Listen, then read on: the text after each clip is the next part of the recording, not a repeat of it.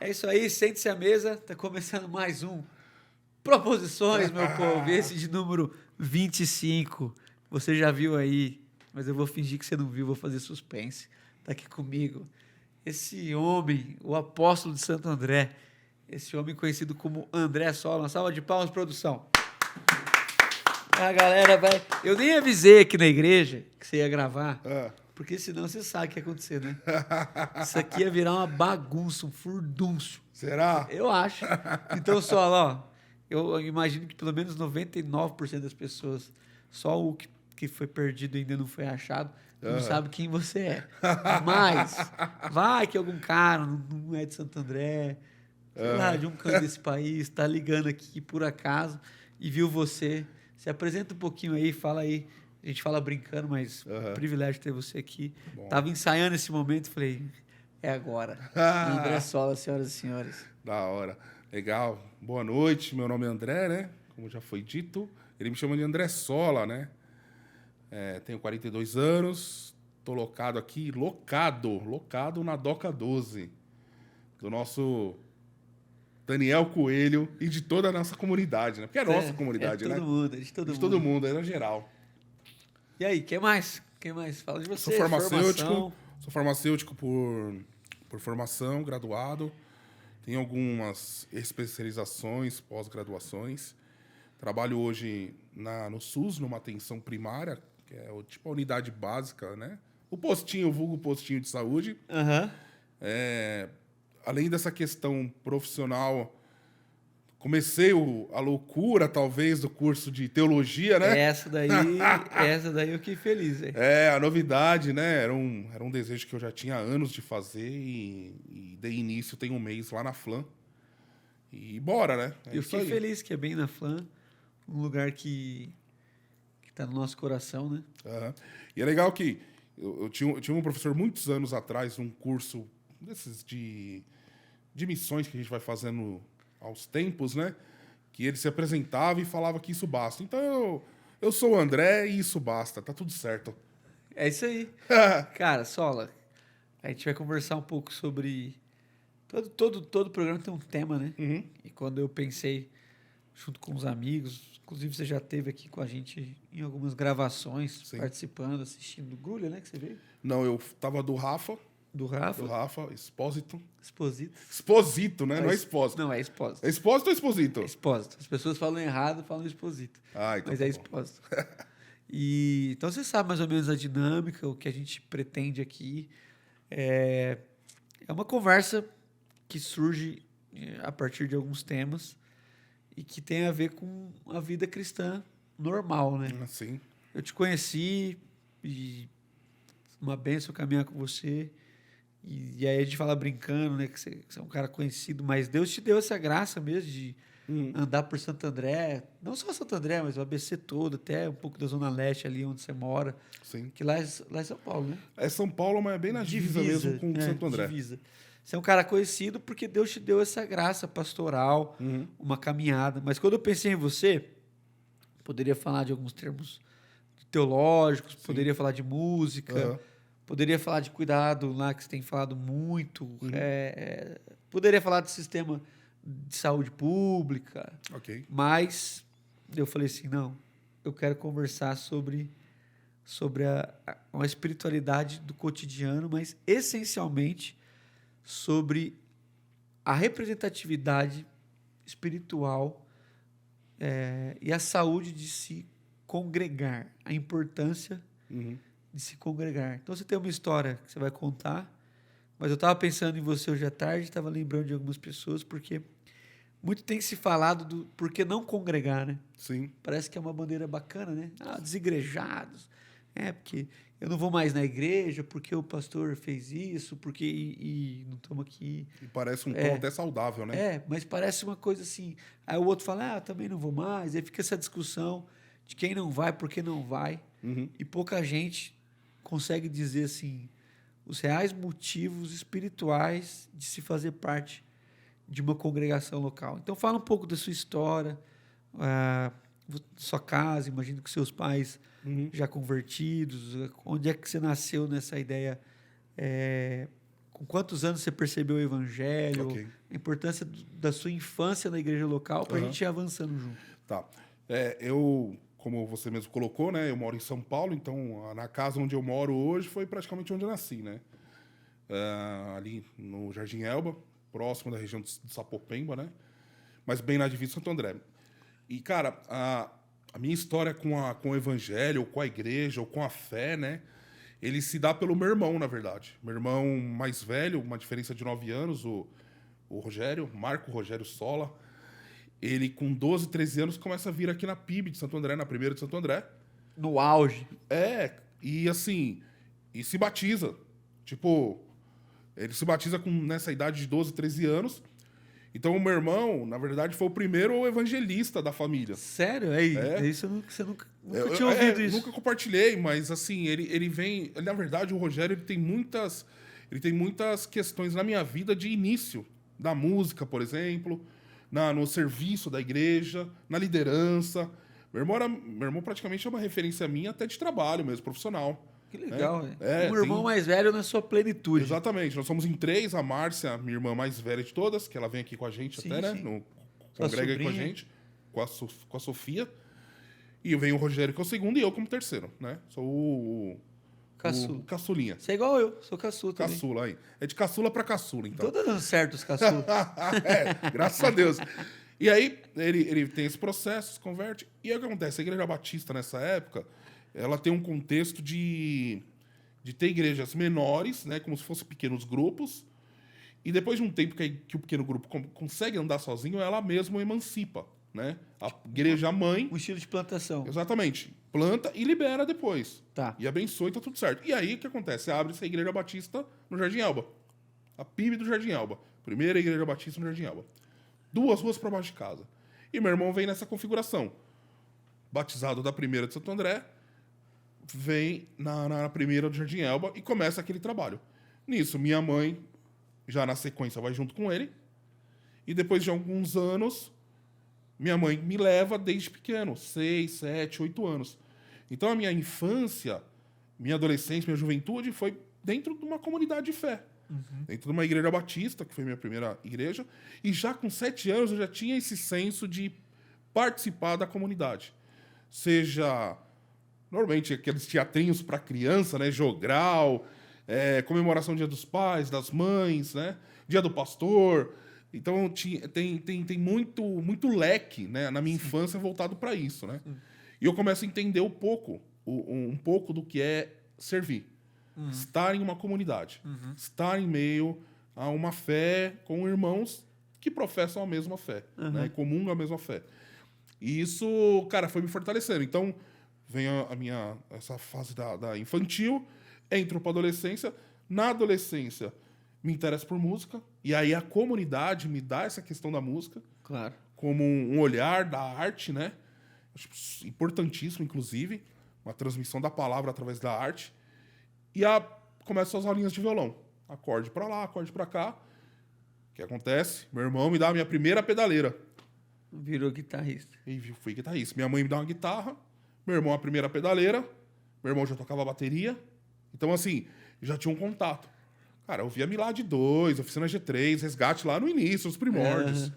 Né? Nada tão novo, nada tão velho. Antes ainda, eu peguei o álbum ao vivo da Oficina, que pra época foi uma loucura quem lança álbum ao vivo como o primeiro álbum dos caras. Em 90 no Dama Choque. Enfim, mas isso é uma outra conversa. Mas o legal disso é que eu tenho essa influência de alguém mais velho que já anda numa comunidade de fé, né? Que já participa dela e das mesas e de todos os acessos que essa comunidade dá, né? E permite.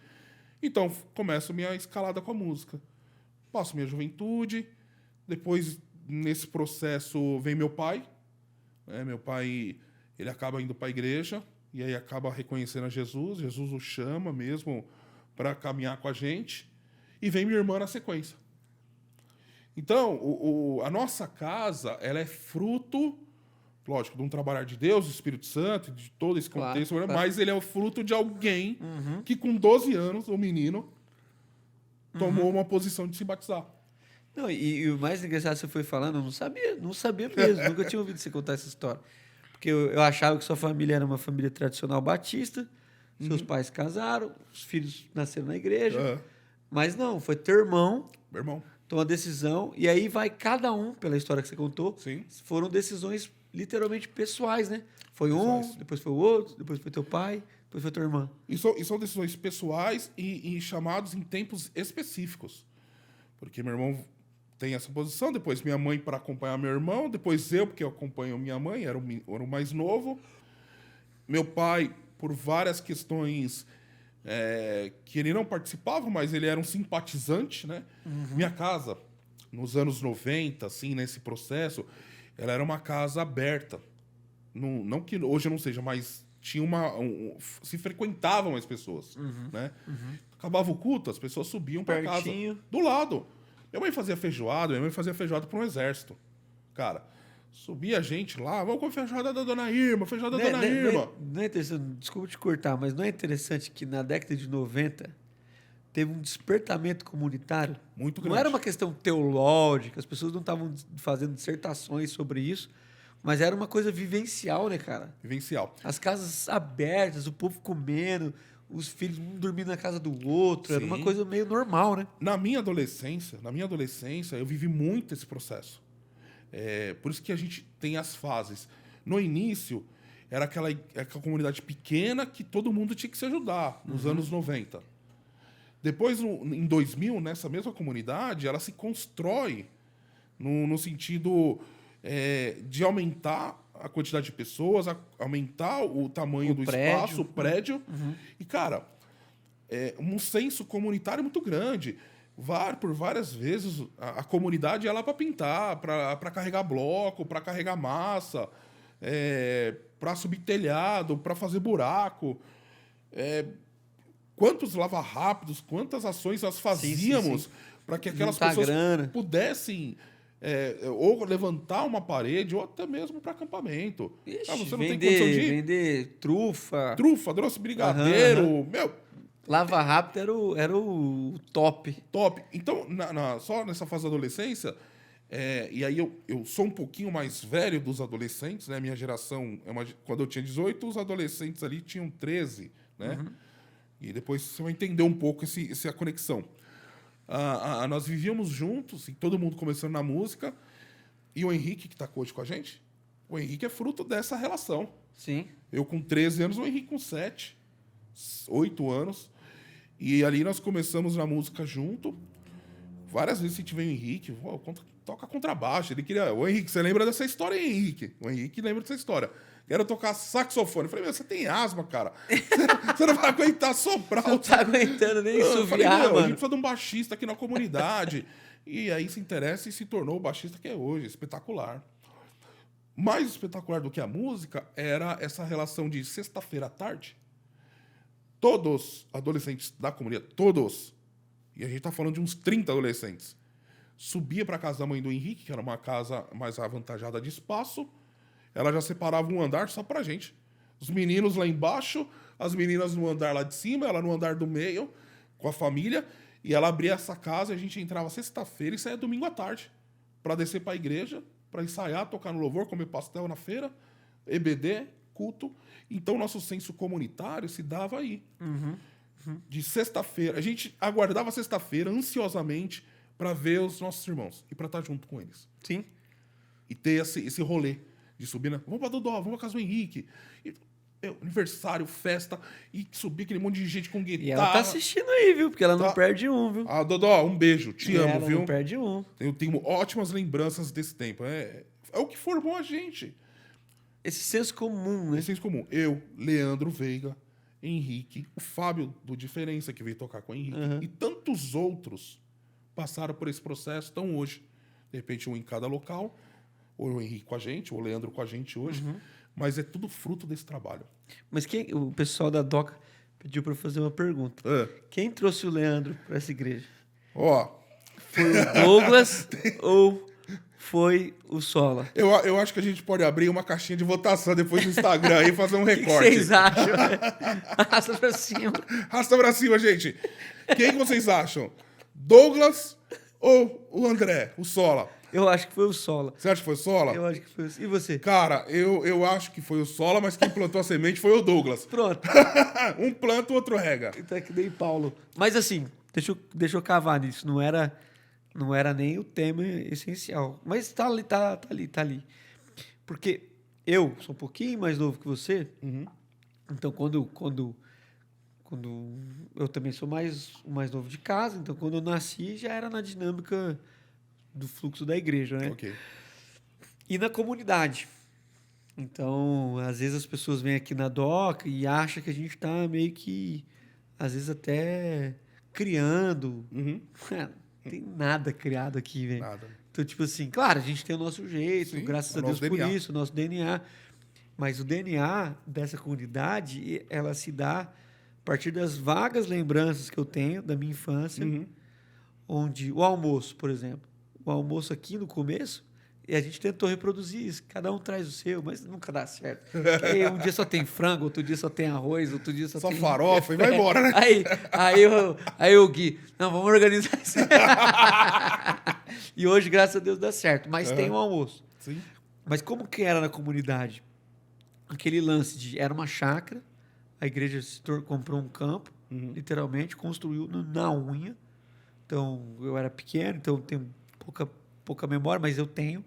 Então, no domingo, todo mundo com carriola, cimento, claro que as crianças só varrendo, fazendo uma coisa mais leve, e aquele negócio sendo construído junto, as refeições juntas, as pessoas em casa, a gente na casa dos outros, a gente pequeno dormindo na casa dos outros, os outros dormindo na nossa casa. Então, era uma coisa normal. E de repente, eu não sei, cara, talvez isso no final da década de 80, começo da década de 90, 2000, talvez essa ruptura, né, cara? Hoje a gente fala disso, parece que a gente está falando de outra religião, assim, uma vida comunitária. As pessoas vêm aqui e falam, nossa, mas vocês são comunitários, vocês almoçam juntos. Eu falo, em que momento que a gente deixou de ser, né? Cara, uma das coisas que eu, assim, só pra galera entender, eu sou batista de formação mesmo, desde criança, né? E duas coisas que eu aprendi da Igreja Batista, dentre muitas, mas que eu levo até hoje, é a mordomia cristã e a questão da confissão, né? Do sentido de você ter esse cuidado de quando alguém se confessa, seja ela de qual maneira for, mas de guardar aquilo e não levar para frente, né? A doutrina da confissão, Sim. certo? Mas a mordomia cristã, para mim, ela me chamava muita atenção. Até porque quando falou-se esse termo para mim, eu fiquei assim, mordomo, eu já lembrei daquele comercial, daquele suquinho em pó. Do Jaime? James, saca? E eu tinha essa ideia do mordomo. Ou o mordomo do Batman mesmo, do filme do Batman. Sim. E aí, quando eu fui vendo que a mordomia não tem um pouco a ver com isso, mas ela cava mais essa ideia. Claro. De que eu sou mordomo do meu irmão ao ponto de eu não receber nada em troca. Certo? E tá tudo certo, porque todo trabalho no Senhor não é em vão. Claro. E mordomia é um trabalho no Senhor, pro Senhor, né? E não é em vão. Então, eu venho com esse DNA de lá de trás. Quando eu falei desde os 7, 8 anos. Então, os almoços comunitários, cara, construindo a comunidade lá no meio do Jardim Elba. Parava-se no sábado para almoçar, eram as irmãs e alguns irmãos que iam lá para a cozinha e faziam o almoço. E a gente carregava o mesmo bloco, ouvia a mesma música e comia da mesma comida. Então, o que eu acho que nós temos um pouco de deficiência, de repente, nos dias atuais, e com o tempo se rompeu, é entender um pouco do que é a mordomia cristã. Na sua origem mesmo, né? E eu acredito que os pais da igreja, a igreja mais antiga, né? Aquela igreja da histórica mesmo, ela tinha muito isso, muito enraizado e muito forte. E era cultural, era intencional. Então, talvez nós perdemos um pouco no caminho instituir essa cultura da mordomia. Fato é, com o que a gente vê por aí, o eu, em primeiro lugar, nós gostamos de ser servidos. Porque ser servido é gostoso. Claro. Só que nós trabalhamos com um lado só da ideia da mordomia, do serviço, de ser servido, na verdade. E aí nós precisamos, de repente, desenvolver o outro, de servir também, né?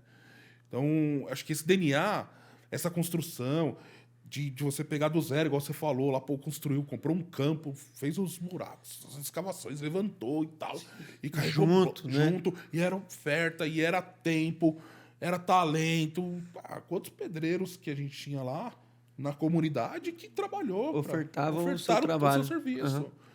Então, o que eu vejo hoje na nossa comunidade aqui, fazendo essa ponte, né?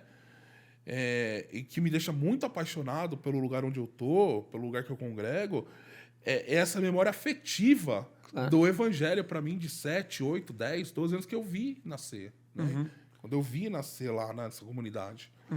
Não que nós somos iguais a eles, e nós nunca seremos, Não tem. mas não nós tem. somos nós. É, E acho que isso basta. Ser nós. sim. Sim, eu fico te ouvindo assim e concordo com você. Ao mesmo tempo que a gente tem nossas particularidades, a gente é um conjunto, né? De muita coisa que deu certo, de muita gente que veio antes de nós e que nos ajudou a formar essa consciência comum do pão repartido. Então, às vezes a gente fala assim, não, mas o estilo da nossa comunidade, enfim, tal. Caminhando um pouco na sua história ali, porque a gente está falando dessa essência da igreja local, a importância de pertencer a uma comunidade Sim. local. Não tem como, eu não acredito em vida cristã fora da igreja local. Também não. Exceto, claro, né? O cara tá lá no interior da Itália ou, sei lá, de algum país da Ásia. Não tem igreja. Aí o cara vai congregar online. Pô, aí eu acho super bacana. Mas nós, no nosso cenário, com igreja em cada esquina, não verdade. congregar é tenebroso para mim. Porque eu não consigo. É Não até consigo, estranho. não consigo É estranho. pensar. Cara, para mim, beleza, a devocional, a oração em casa, é o alimento também. Sim. Mas aquilo só faz sentido se houver um tipo de partilha, se eu for ao encontro de alguém, enfim. Então, é isso que a gente está falando. E aí, na tua vida, cara, na normalidade da vida, você teve o prazer de viver muitas glórias, assim, muita coisa linda na comunidade local, na sua casa, com seus pais, seus irmãos. Mas aí, de repente, o cenário, o ambiente da tua casa vai se transformando num ambiente. É muito parecido com o Salmo 23.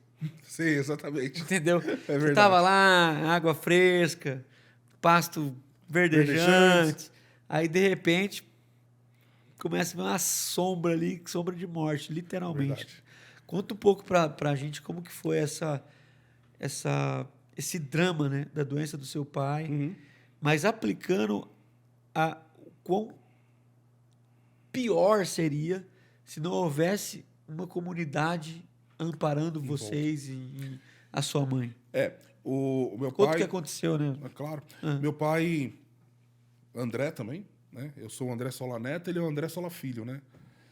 E meu pai, ele tinha umas questões assim de saúde, algumas doenças crônicas, né? Pressão alta, colesterol elevado, e meu pai já tinha um biotipo um pouco mais enfraquecido, né? Então, meu pai já tinha feito uma cirurgia do coração, mais ou menos em 99, se não me falha a memória, né? Meu pai era tabagista, fumava, né? Então, enfim, né? Tem vários fatores que foram desencadeando. E aí, em 2012 para 2012, finalzinho de 12, assim, há uma necessidade de um outro ato cirúrgico, né? Nessa questão de uma veia que a gente chama de carótida. E ela estava praticamente 100% entupida, né? Usando um termo popular mesmo, né? Obstruída mesmo. E aí é o seguinte, né? Você tem todo aquele padrão de cirurgias. Pode dar certo, como pode não dar, né? Enfim, né? Como tudo na vida, né? Claro.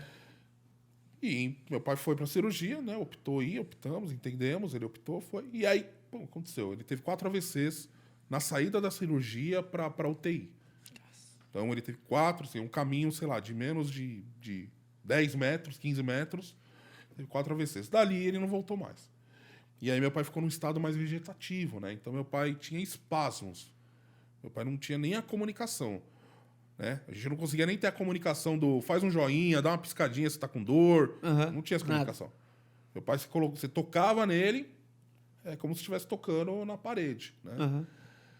Só que a gente sabia que ele estava entendendo porque tinha uns espasmos quando a gente trazia algumas memórias afetivas, algumas lembranças, ou quando eu vinha com violão e fazia algum som, ou quando vinha algum irmão da igreja, da comunidade, que ele... Meu pai serviu a comunidade muitos anos, como na parte da portaria. Meu pai era amado pelos irmãos. Meu pai era um nível absurdo de como os irmãos amavam ele, né? Absurdo mesmo, assim. Absurdo do nível... Os caras chegarem e, por exemplo, o carro dele foi roubado, né? Foi roubado e os caras na outra semana foram lá, fizeram lá um mutirão entre eles e deram um carro para ele. O Uno que eu tenho hoje, que eu venho pra Doca, é dele, na verdade. É dessa história. Eles têm que... Você tá entendendo? Esse não pode ser vendido. Então... Eles têm que ir pra geração. Às vezes algumas histórias, vocês olham aqui para mim hoje, começa a fazer sentido aqui, na hora que você começa a contar a origem dela, né? Claro. Enfim. Então, meu pai cai de cama, fica naquele processo. E aí, o convênio libera ele para casa. Tinha um sistema lá, uma cláusula de home care. Então, ele tinha todo o cuidado em casa. Era uma semi-UTI dentro de casa. Enfermeiro, médico, toda a equipe multi, né? Enfim, tinha todo o cuidado. Qual era a questão? Era dentro de casa. Então, aquela cena ficou por um ano, quase um ano e meio com a gente. Todo dia. Dia dos pais, dia das mães... aniversário, todo tipo. Então você chegava lá e o apelido do meu pai minha mãe chamava ele de Nego, Neguinho. Apelido carinhoso, tá, gente? É só deles, ninguém pode chamar, tá? Só ele, só ela só pode. Ela pode. E aí a gente brincando, tinha aquela música do Racionais, a gente chamava de Nego Drama, né? O Nego Drama. E aí, Nego Drama. E aí ficou, foi enfermagem, foi um barato isso aí, meu. Galera abraçou e chamou, ô Nego Drama, você tá bem? E meu pai lá. Então, quando meu pai tem esse processo, sabe, Dani, na verdade, não só ele adoece, como a família adoece junto. Claro. Né? Quando eu falo daquela questão do corpo, já falei até no ombrear sobre isso, né? O corpo sofre. E nós, como família, fragmento do corpo, estava sofrendo. Né? Minha mãe, muito mais, né? Claro. É o amor dela. Quase 50 anos junto. 50 anos, cara. Você olha, um casamento de 50 anos. Né, onde se dá com as dificuldades, com os manejos e as criações, e criou a gente. Cara, enfim.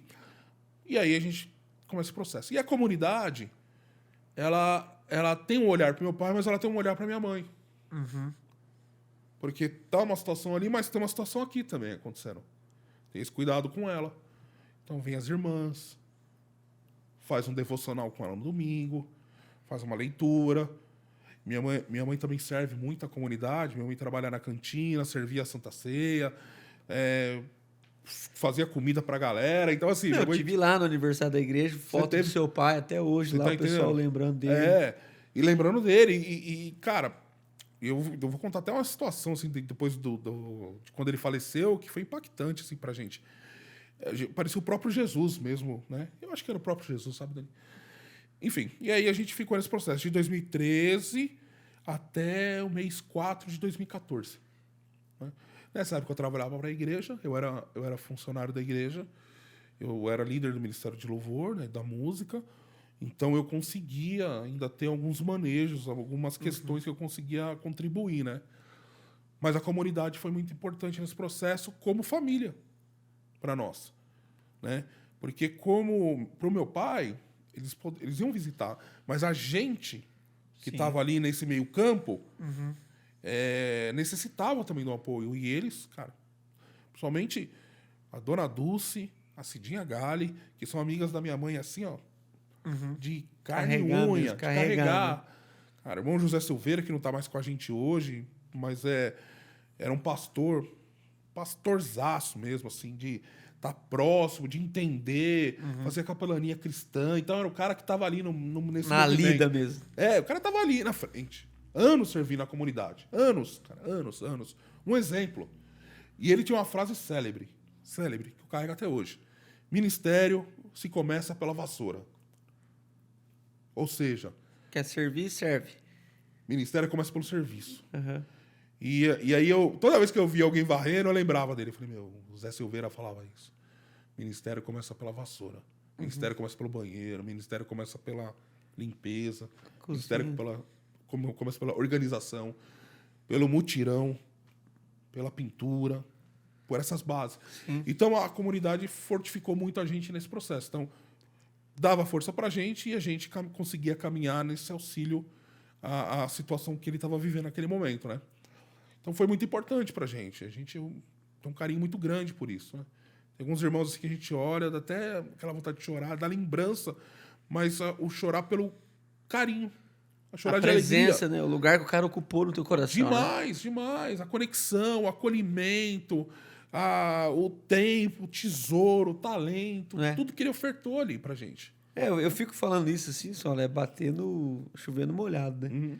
Mas assim, parece que as pessoas têm prazer em falar mal, né? Da comunidade, as pessoas são feridas e eu e você poderíamos estar aqui sentados nessa mesma cadeira contando a outra face desse mesmo lugar dos nossos corações. Sim. Mas o que eu tenho enaltecido é a igreja é um lugar de pessoas comuns, sendo de pessoas comuns pecadoras, haverá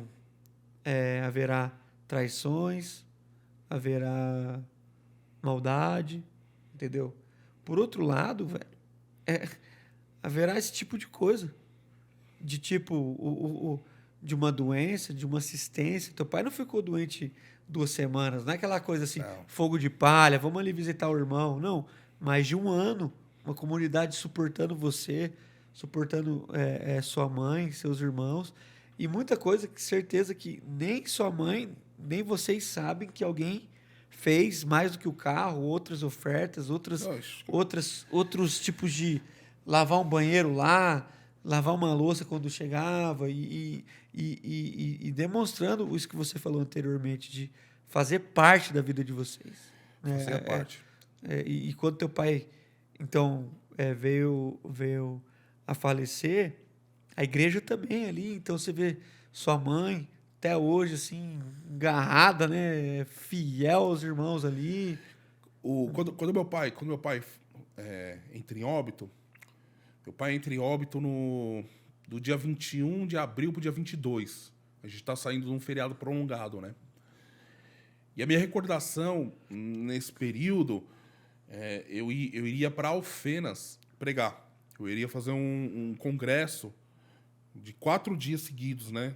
Já estava tudo certo, na metade de 2013, para fazer lá em 2014. Ia falar sobre discipulado, sobre amizade, ia falar sobre esse contexto todo, cara. E eu me recordo que uns 3 meses antes, assim, da data, eu falei, acho que eu não vou. E fiquei com isso, acho que eu não vou.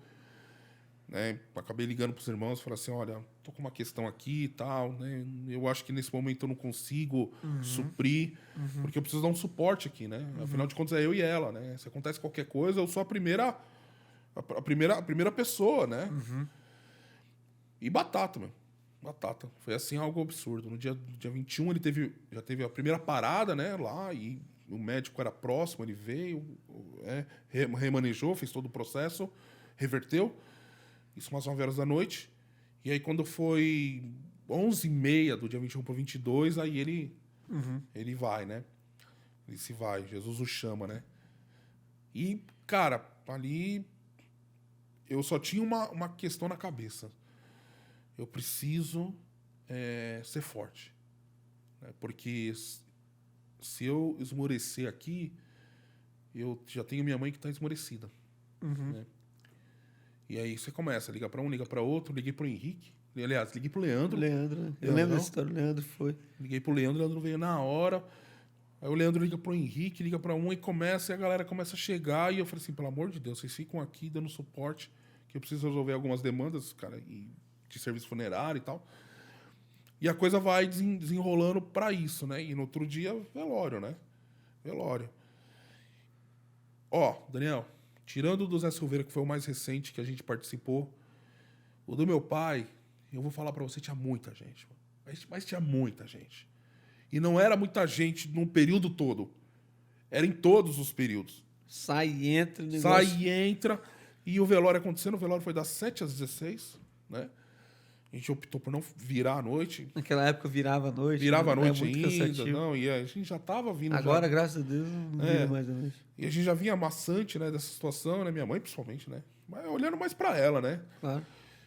E minha irmã desespero, meu irmão, né, vai descansar, e a gente tá aqui. E o velório acontecendo. A gente tinha um irmão, o Guará, lá na comunidade. Ele sofreu uma síndrome na juventude, então ele tem diversas questões de locomoção, de dificuldade de locomoção. Anda com bengala, anda... diversas problemas neurológicos, mas se você conversar com ele, ele te responde. Né? Ele tem a comunicação. Esse cara, ele apareceu no velório do meu pai. Cara, esse cara tomou um ônibus. Você acredita? Que o cara tomou um ônibus com todas as dificuldades que ele tinha. Não precisava, né, entre aspas. Não precisava, mas ele tomou um ônibus, foi lá, deu um abraço na gente, do jeito dele. O ponto até o cemitério dá mais ou menos uns 500 metros. Ele andou do ponto até o cemitério. Chegou lá, abraçou a gente, foi do lado do caixão, chorou, esteve com a gente. E quando eu vi esse cara entrando, eu falei assim, meu, esse cara aí... Falei, é o próprio Jesus entrando, mano. Não tem explicação. Não Uma tem, visitação de Deus mesmo, Exato. Né? E aí liga para uns outros amigos meus que tocavam com os músicos famosos. Tinha até o tecladista do PG, né? O PG é um grande amigo. Um abraço, PG. Você pode vir aqui também, ó. Esperamos você aqui, PG, o Flávio. Queremos você aqui. Que queremos também, queremos aqui. O PG tem história para contar e é bem legal, hein? E aí o Flávio, que é um amigo também nosso, meu e do Leandro, não, vamos lá. Fizeram o culto fúnebre, ele tocou, levou o teclado, movimentou um saxofonista, movimentou um cantor. Virou um congresso lá, cara, o velório. Virou assim algo que a gente não esperava, mas assim, em meio ao luto, em meio à morte, né? A gente percebeu Deus, claro, nas suas belezas, cara. Naquele movimento, no abraço dos irmãos, no aconchego. Esse dia mesmo, do dia do óbito, o Leandro ia começar um trabalho, ele ia começar um serviço. E eu me recordo, foi uma quarta-feira. Faltou o primeiro dia, não foi? Ele ligou pros caras e falou assim, eu não posso ir hoje, eu só consigo ir amanhã. Mas por quê? Porque faleceu assim e tal, o cara representa também, é tipo um pai pra mim, é meu irmão. Vai na foto na geladeira lá? Pô, Leandro, você tem uma foto na geladeira da minha casa, velho, ninguém tem. Nem a minha tá lá, só a dele. Tua mãe tirou a sua e botou Minha mãe Leandro. tirou a minha e colocou a dele. Ei, Leandro. Leandro é irmão. E aí, esses movimentos que eu comecei a ver, que eu falei, mano, tem uma parada de Deus aí. Ah, mas você tá sendo muito fúnebre. Eu não tô sendo fúnebre e nem tô sendo obscuro. Eu estou sendo honesto. Claro. Porque a soberania de Deus... ela está acima de qualquer tragédia, de qualquer circunstância. Então, todo esse movimento, o Guará, o Leandro e tantos irmãos que apareceram lá e ficaram com a gente até o final e deram suporte para a gente nas semanas posteriores, era uma forma de mordomia cristã. A gente foi entendendo esse movimento. Esse cuidado de Deus. Né? Então, essas histórias, elas são marcadas porque isso escreve no nosso coração como em tábuas, né? Como tatuagens no nosso coração, para que hoje a gente faça igual. Esses exemplos do Guará mesmo, cara, não tem como eu não fazer igual. Não tem, não existe. Não existe a possibilidade de eu fazer menos. E não é porque eu queira ser mais, mas o constrangimento é tão grande do amor e da vontade de Deus e do carinho e do cuidado de Deus, eu falo assim, cara, eu preciso fazer pelo menos metade disso aí. Então, esse olhar pra gente, assim, ele ensinou muito na morte, né? Deus nos ensinou muito nesse processo de luto, nesse processo da doença, a ser quem nós somos hoje. Esse André que você conhece hoje é fruto dessas experiências, cara. Claro. Eu ia até chegando nesse lugar que eu brinquei aí, nessa ilustração do Salmo 23, porque você foi vivendo essa carreira da vida cristã que propõe, como conversava hoje à tarde com uma pessoa e falava para ela, eu falei, cara, eu acho que a vida cristã não está né, nessa obrigatoriedade de boas respostas, ou de coisas prontas, ou não é porque, cara, eu vou orar por você, e nem sempre, né? Teu pai não saiu da cama. Há muitos que saíram, há muitos Sim. milagres relatados, e há muitos milagres que a gente não faz nem ideia que a gente já viveu. Mas depois disso, do falecimento do seu pai, cerca de 2 anos depois, eu acredito que a experiência de alguns amigos que a gente caminha perto, né? O luto, né, ele vai sendo administrado 1 ano, 2 anos, 3 anos. É um período que você vê que as pessoas vão se recuperando e conseguindo, né? Ressignificar. Ressignificar a vida. Vai sentir saudade para sempre, mas consegue ressignificar. Mas aí, nesse período, você adoece também. Isso. Quando, entre aspas, talvez você estava saindo desse luto, né? Dessa vivência de luto em casa com a sua mãe, você morando lá, junto com ela, você descobre esse câncer, né, cara? Como é que foi isso na tua trajetória? Como é que você descobriu? Quais foram os Não, sintomas? vamos lá. Um traço que se dá nessa história, eu na verdade, eu não tinha mais nada em 2014. Assim, pós-óbito do meu pai, né? E acho que é importante esse recorte aqui, porque ele vai se ressignificar aqui hoje, né? Perto dessa data. Tudo que eu tinha de valor na minha mão, ou que convivia comigo, morreu. Então, era o meu pai, era a minha banda, que era um sonho que eu tinha de criança, né? Tive uma banda de 2010 a 2014, CD gravado com clipe. Tá na internet aí. Como chama a banda? SP9. Olha aí. SP9. O clipe oficial é Eu Vou Sonhar. Cara, tudo se desfez em 2014. 2014 para mim foi um ano realmente do Vale da Sombra da Morte. 2015 eu tento voltar a estudar, né? Porque aí eu tava querendo já cursar farmácia, né? Tinha trancado e tal. Tento voltar, não consigo. E aí, uma das heranças que meu pai me deixa nesse processo, além do Uno, né? Que a gente brinca. O não, guerreiro. A empresa que cuidava do meu pai, eu fui contratado para trabalhar.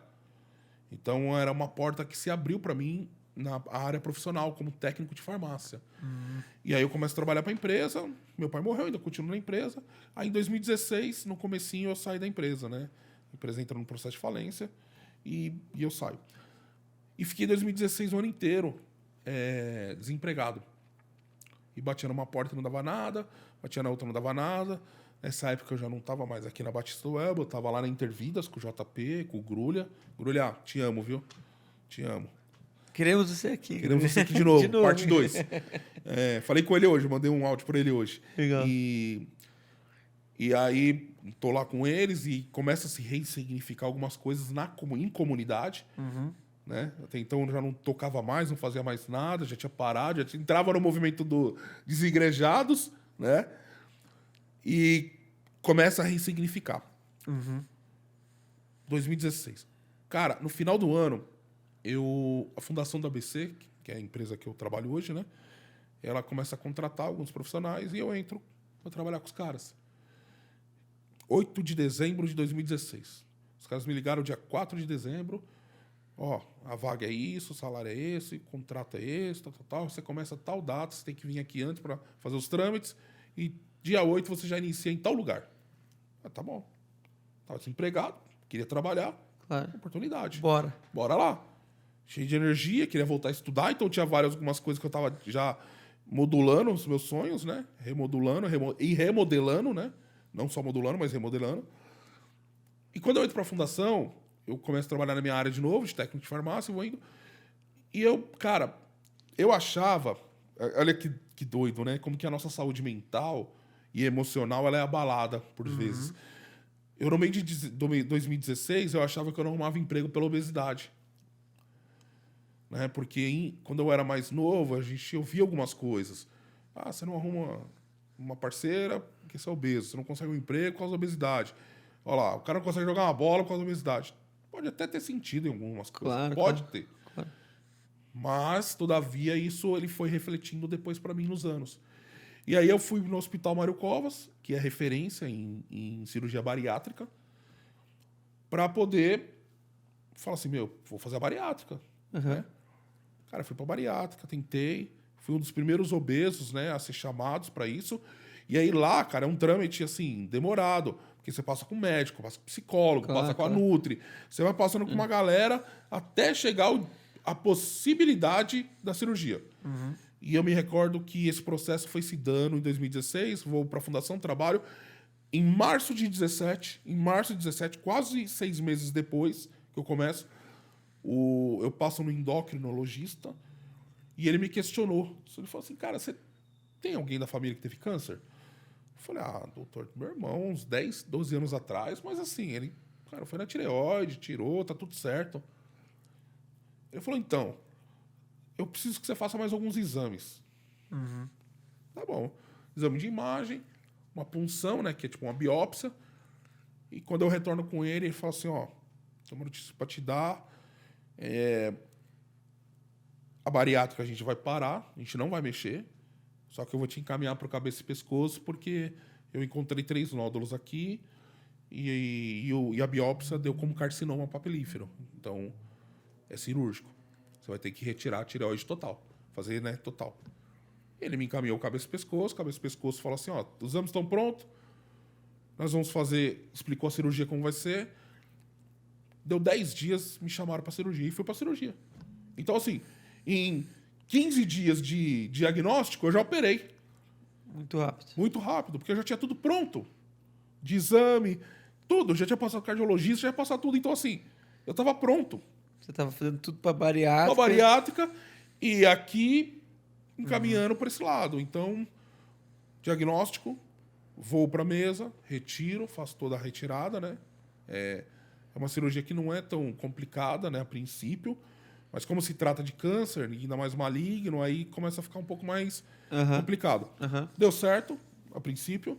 Faço uma iodoterapia na sequência, que é para como se fosse queimar células cancerígenas, né? Falando vulgarmente, né? E, cara, volto a trabalhar. Rouco, sem voz. Não tinha nada de voz, cara. Eu falava... Nada. Eu ia explicar a medicação pro paciente, coitado, eu tinha que escrever pro cara, né? Mas voltei a trabalhar, porque eu entendia que eu precisava trabalhar. Volto para a faculdade. Começo a terapia, e é importante, né, eu mencionar a terapia, porque a terapia me deu base para muita coisa hoje também. Né? Então é importante a gente fazer terapia. Né? Então, assim, descubra esse primeiro. Vou passando um ano, vou acompanhando, porque aí a gente tem que acompanhar. Em 2017 eu tenho a segunda. Segundo, uma recidiva, que a gente chama, que é desse lado direito do meu pescoço. Né? Para quem não está vendo, de repente, eu tenho uma cicatriz enorme que pega de ponta a ponta aqui. E vou para a segunda cirurgia. E quando eu vou para a segunda cirurgia, eu falei assim, caramba, eu achei que estava curada a primeira, né? Foi bem curto prazo ainda. Um ano. Exato, assim, um ano. Fui para a segunda, fiz também uma retirada total dos linfonodos, né? E de todo o sistema de linfos que a gente tem aqui. Faço uma limpeza geral também. Estou ainda na Intervidas, então assim, minha vida está assim, faculdade, Intervidas, não conhecia aqui, né, a nossa comunidade, mas a Intervidas me deu muito suporte também, né, muito próximo, muitos amigos, a comunidade foi me visitar, me acompanhou, orou por mim, se alegrou no meu retorno, então assim, para mim foi importantíssimo esse calor da comunidade, né, esse chamado da comunidade, né, para perto. E aí em 2018, né, 2016, 17 e 18. De 17 para 18 eu vim para a DOCA, que é onde que vem a minha chegada para cá. Mais ou menos no comecinho de 18 eu chego aqui. Chego aqui, começo a ter, né, esse processo de andar com vocês. Ainda lembro dos nossos estudos lá atrás, em cima dos pallets que tinha. Eu, Arthur, Regina, Rubens, Débora... Ali lá no fundo, onde não era nem coberto. Não era nem coberto, cara. Então a gente fazia nossos estudos ali. Era um tempo precioso. Périx. Périx. A nossa estrutura de nave de igreja era na lateral, não era nem... Assim, Foi onde eu conheci o Rafa também, o que tá na Holanda hoje. Aí conheço você. Começo a ter um pouco de contato com alguns irmãos, o Berna, enfim, né? Toda a galera aí que tava na DOCA nessa época. A Flavinha, que tá lá também na Holanda, né? E, cara, foi muito bom chegar numa comunidade perto de casa, onde eu consegui ser acolhido. E uma comunidade que eu observei, e ela não é aquela uma comunidade que me agradava. No sentido assim, nossa, aqui é tão confortável. Não é confortável. Porque às vezes eu vi umas coisas ali e falei, meu, esses caras aí estão batendo em mim, velho. Tipo, mas um bom sentido. Porque aquilo me incomodava por uma mudança de vida, né? Para passos mais fundos na fé. Para comunhão mesmo, né? Para andar junto. A ceia, todo aquele ressignificado da ceia, né? Que se olhar para a ceia, de sentar em grupos, a gente pegava um pedaço de pão e dividia na hora. Antes da pandemia, né? Isso, Pegava todo antes da mundo na pandemia. mão. Pô, legal pra caramba, né? Dá pra voltar já, né? Dá pra voltar. Mas não sei se você se lembra, mas a primeira ceia que eu tomei na DOCA foi com você. Aí, ó. Eu não lembro, né? Eu sei que eu já sei com você, mas não sabia que era a primeira. Foi a primeira, porque eu não conhecia ninguém e assim, né? Não tinha contato com ninguém, tinha com você, porque você foi pregar na Intervidos uma vez, duas, na verdade. E eu fiquei lá sentadinho no meu canto e você foi cear comigo. E a gente fez esse processo e, cara, foi muito bom, né? Foi muito bom mesmo. Até mesmo porque eu tenho a Páscoa e a ceia para mim como né, algo assim fantástico, algo que eu guardo com muito carinho. E beleza. Né, pra gente encurtar aqui, aí eu chego lá em 18, tenho o terceiro, que é desse lado esquerdo, uma outra recidiva. E esse terceiro, ele já foi um pouco diferente, porque eu estava aqui. E todos os lugares que eu passei, eu achei muito legal, né? A forma como eu fui acolhido. Mas aqui na DOCA, foi uma mensagem sobre ansiedade até no dia que você pregou. Era uma série que a gente estava fazendo. E você falou sobre ansiedade nesse dia. Só que a mensagem você trouxe baseado na minha notícia. E no final você me chama ali em cima no palco para orar por esse processo. E dizer que a gente estava caminhando junto. Então, esse ato, para mim, ele foi diferente. Ele foi algo que diferenciou toda essa caminhada. Então, a vida comunitária... eu comecei a olhar a DOCA com um olhar diferente, com mais carinho, com vontade mesmo de participar a partir desses movimentos. Então, esse é um movimento de entrada para mim. É um movimento de entrada para a comunidade e viver a comunidade como ela tem que ser vivida. Né? Não na superfície, mas no profundo. Sim. Né? Bom, faço a cirurgia. O Périx foi me visitar no hospital, o Leandro também foi. Depois eu retorno para cá. E aí a gente vai desenvolvendo e eu tô aqui até hoje, né? Então eu chego no começo de 2018, tô aqui em 2024, a gente tá falando aí praticamente de 6 anos, quase 7 juntos. Né? Então, assim, para mim, passar a terceira cirurgia com vocês, foi para mim o céu. Essa é a verdade. Foi um céu. Foi fragmentos desse céu. Fragmentos dessa ação de Deus através da vida de vocês. Eu nem era essa intenção. Isso eu estava conversando, mas é isso, a vida comunitária. Eu lembro que quando você me ligou falando do câncer, eu estava indo viajar, né? Esse culto aí que eu te chamei para orar, eu estava indo para o aeroporto, eu estava indo uma das viagens lá mais longas que eu fiz. E deve ter sido até o motivo de eu não ter ido te visitar no hospital. Mas eu acho que a comunidade vai amadurecendo, né? Era essa a intenção.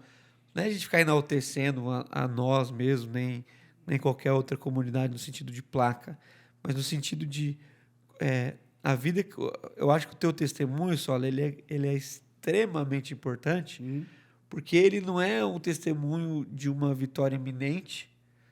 Eu tive o primeiro câncer e aí eu comecei a congregar e aí os irmãos me ungiram. Poderia ter sido isso. Sim. E eu nunca mais tive. Mas ela é uma história de uma... A hora que você recupera o luto do seu pai, o primeiro câncer, o segundo câncer, o terceiro câncer, graças a Deus já tem uns bons anos que não apareceu mais nada, Tá e a estável. gente está muito feliz por isso e espera que realmente não apareça mais, mas se for comigo ou com você, a gente quer viver nessa mesma dimensão da partilha literalmente espiritual. Eu lembro desse dia, quando eu estava preparando um sermão, eu pensava em você, assim, era uma coisa... eu nem sei se eu falei para você vir ou não, mas quando eu vi você, eu falei, cara, eu vou terminar esse sermão dando esse exemplo, porque a ansiedade, você ia operar, acho que 2 dias depois, uma coisa... era bem recente. Toda terça. Era de terça. Era numa terça-feira a cirurgia, a gente se falou no domingo antes. 2 dias antes. 2 dias antes. E eu fui falando de ansiedade, era a série do Sermão do Monte. Isso mesmo. E beber aquela coisa toda. Então, era isso que eu queria rapidamente aqui. Às vezes mostrar para as pessoas que nem sempre é essa história triunfante, que as pessoas pensam de uma fé que inabalável, a fé é inabalável, mas de uma vida inabalável, no sentido de que, pô, você passou por poucas e boas, angústias tremendas, viveu um tempo aqui off, vou dizer assim, né? Vinha... Sim. Você sabe o que eu tô falando. Sim. E ninguém ficou lá te enchendo o saco também, esperando o seu momento. Você tinha suas fases, você tem, como eu tenho também. Então, um respeitando o outro não significa que eu não vá pecar contra você e nem você vai pecar contra mim, mas há uma esfera de perdão, de acolhimento, Total. de maturidade, onde eu quero te esperar, eu quero que você me espere, eu quero ir mais devagar se for preciso para que você vá comigo. Então, exatamente. Não é perfeito, não estamos aqui arrotando borboleta, né? Não é isso. Não é. Não é isso. Mas é um lugar, como você colocou, onde me traz a possibilidade, se é para viver os piores dias, que eu viva da melhor forma possível. Então, assim, como é que se vive bem no caos? Então, a gente está vivendo agora mesmo o luto de um irmão. Sim, então, exatamente. amanhã mesmo eu vou ter que ir de manhã lá no velório. Então, e claro que eu vou, e claro que eu quero estar, assim como estava no nascimento de alguns, eu quero estar também, obviamente, nesse momento importante que é o luto, né? O importante no sentido de estar em comunidade, né? Então, mano, assim, eu vou caminhando para o fim, eu estou nesse propósito de tentar encurtar mais os episódios, né? Que eu falo muito, né? Mas eu primeiro queria te agradecer, né, nesse sentido de que você é uma bênção na nossa vida. Em segundo lugar, sempre te incentivar. Eu acho que eu sou um dos maiores incentivadores da tua vida, do teu ministério. Eu levo você quando você tem a agenda para comigo e vou descobrir nas igrejas que, na verdade, o convidado sou eu. Eu que sou acompanhante, na verdade, que eu chego na igreja, todo mundo te conhece, fala, gente, inverter a roda aqui. E quase que aquele dia lá na presbiteriana, o pessoal falou, Dani, tem como você ficar aí e o Sola compartilhar. E foi muito gostoso aquele dia. Tava bom demais. Quase morrendo. Lembra que eu tava doente? Você estava muito ruim aquele dia de saúde. Era o casamento do Leandrinho, eu nem fui verdade. no outro dia. E você tava lá comigo, passando mal lá. Eu falei, Sola, pelo amor de Deus, tô passando mal. E você lá comigo. Então, assim, são essas vivências que eu acho que as pessoas não estão mais literalmente experimentando. Então, você tem intimidade. Lembra a primeira vez que você foi lá em casa, levou aquela torta holandesa da sua mãe. Já está até na hora de renovar, acontecer. Né? Ó, dona Irma. Aí, ó, dona Irma, faz aquela torta. Não precisa ser aquela grandona. Pode ser uma pequenininha, né? Senão tem que todo mundo quer ir também. Né? É verdade, não. A pequenininha vai ser uns 3, assim. Foi você, o Leandro. Não, aquele dia da torta eu fui sozinho. Depois, acho que apareceu alguém mais tarde. Mas eu levei uma torta pra vocês sozinho. Depois foi o Leandro. Então tá na hora de renovar essa torta. Depois a gente fez aquela pancetinha. Só coisa fitness. Então, assim, mas essa vivência, mano, de poder ter orado com você durante aquele momento, e sei que em outras ocasiões foi ao contrário, de você me suportando, de você percebendo o meu dia mal. Nunca passei vale que você passou, não cheguei nem perto. Nunca tive uma angústia tão grande assim, nem do luto, nem da doença. Mas sei que quando eu tiver, se eu tiver, da forma como tiver que ser, eu vou poder olhar para o lado. Vivi a angústia lá com a Carol, aquela ocasião lá da doença que ela teve e tal, foi ruim também. E vi a comunidade funcionando assim, de um jeito...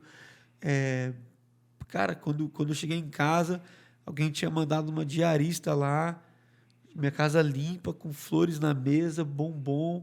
Então a gente conta essas coisas, beira mentira. As pessoas acham que eu aumento as histórias. Exato. Eu falo, cara, não é que eu aumento, é que talvez vocês não estão vivendo o que é de melhor, vamos dizer assim. Jesus morreu por nós e nos devolveu para a família. Agora a gente tem parte com o outro.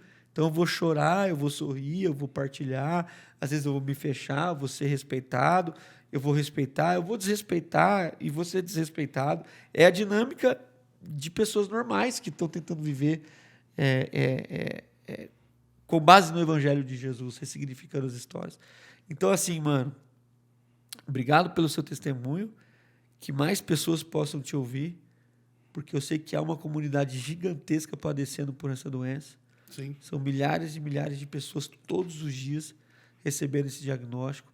E você tem autoridade, você passou por ali, você passa por ali toda vez que você tem que refazer os exames. Sim. É sempre uma tensão, é sempre difícil, vai ser assim a vida inteira, nunca mais, né? Você vai deixar de fazer. E você vai passar por ali toda vez, e toda vez a gente vai estar junto dando esse testemunho. E aqui você sabe disso, né? Esse é o quadro mais esperado desse programa. A gente tem aqui o 2 minutos para o mundo. Então, Olha assim, só.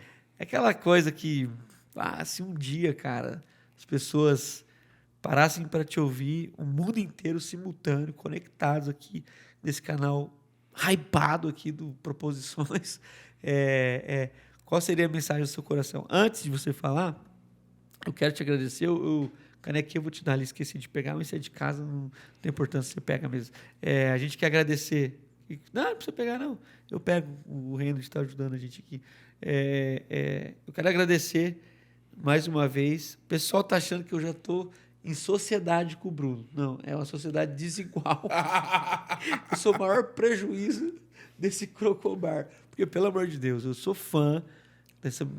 Muito bom, Eu né? chego lá no Bruno, Doido, o Bruno, o dono do restaurante, falou para mim, mano, pede outro prato. Tem sei lá quantas dezenas de pratos lá. Eu chego lá, os irmãos lá já sabem que eu quero é costela. E hoje, mais uma vez, o Brunão foi lá e falou, não, fazer essa moral, que o Sola você também já comeu Bom o demais. rodízio lá.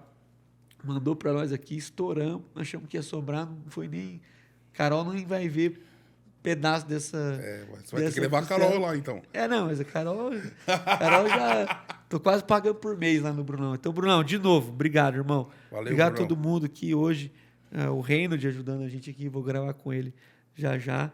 E a gente aproveitando esse espaço. E a gente está de mudança, né? Isso mesmo. Então, penúltimo episódio gravado aqui. Aqui. Desse, Que honra, hein? Desse estúdio, né? A gente chama de estúdio essa sala aqui, né?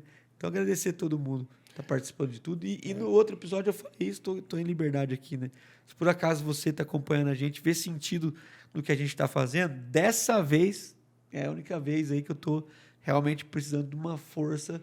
Porque as pessoas acham que o estúdio adoca. Não, isso aqui é um projeto, entre aspas, paralelo. Então, tudo que acontece aqui, todo o investimento vem mesmo de amigos do podcast. Então, se você tem assistido a gente e quer cooperar, nesse momento a gente precisa mesmo. A gente vai ter que desmontar tudo aqui e montar tudo na outra casa. E isso gera muito mais do que as pessoas pensam para fazer um negócio de qualidade. Então, estou agradecendo a todo mundo. Beijinho, tchau, tchau. E eu termino aqui, fecha aqui, ô Reni, nesse que homem. Posso agradecer antes de... Você pode tudo aqui. Os 2 minutos? Tá, mas tem que avisar. 2 minutos para o mundo. Não, mas eu agradeço e passo para você e você fala 2 minutos. Tá, vai fazer o jogo de campo. Fica esperto aí. Não, eu quero... Na verdade, assim, eu acho que, só para finalizar essa nossa conversa, a importância da igreja comunitária, a importância do corpo, né? A importância de você estar em um local e entender que Deus, ele, em sua graça, ele vai falar com a gente, seja na comunitária, no nosso local, seja em outros locais, porque ele é soberano sobre todas as coisas. Então, toda essa minha jornada, e eis que, de repente, eu quero deixar para a galera e para você que está assistindo, é ser sensível. Sensível. Porque o nosso pai, ele fala com a gente. Ele fala com a gente. Então, durante todos esses anos, desde 14, desde 13, tudo isso que eu contei, eu tinha músicas chaves que falavam comigo. Então, por exemplo, o Grulha mesmo, tem diversas canções. Eu também tenho. Super-Herói, por exemplo, uma música que me abraçou em vários momentos. O próprio PG mesmo, o PG é um amigo pessoal meu, né, de anos.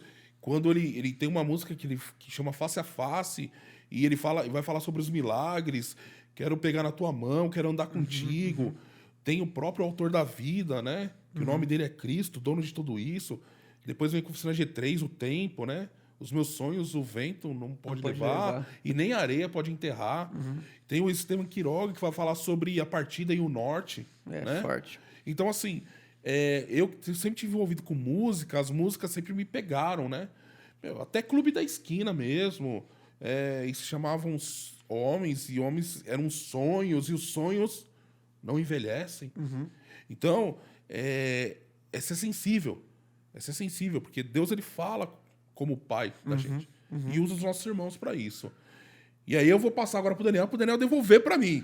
Então, porque eu tenho uma frase aqui agora no final, hein? Senhoras e senhores, com vocês, 2 minutos para o mundo com André Sola. Vamos lá. Se eu pudesse deixar uma fala, eu deixaria de Calvino, que o nosso coração não encontra paz se ele não repousar em você, Deus. Por que eu deixo essa frase? Porque, por mais que tudo aconteça no mundo exterior, o nosso interior, ele encontra um local de paz, que é o abraço do nosso Pai. Entender que o nosso Pai, ele é intencional conosco, e é por isso que eu tatuei intencionalidade aqui, é porque ele tem esse cuidado conosco. Então, meus amigos que estão aí ouvindo a gente, meus irmãos, o nosso coração não tem paz se ele não repousar no nosso Pai, não repousar no nosso Deus. Então eu deixaria essa mensagem para todos. E numa boa, sabendo que ele é soberano sobre todas as coisas. Eu lembrei, você falando aí, lembrei de Jesus falando assim, a minha paz vos dou, né? E não vou lá dou, na versão antiga, né? Sim. E não vou lá dou como o mundo a dá. Como o mundo a dá. Então é isso, gente. Que você e eu, nós, possamos descansar nesse senhorio de Cristo, nessa paz que, segundo Paulo, excede todo entendimento. A gente vai ficando por aqui. Se Deus permitir, segunda-feira que vem, a gente volta às 9 horas com o Proposições, meus amigos. Sejamos uma bênção. E até lá, salva de palmas para esse meu amigo André Sola. Obrigado, gente.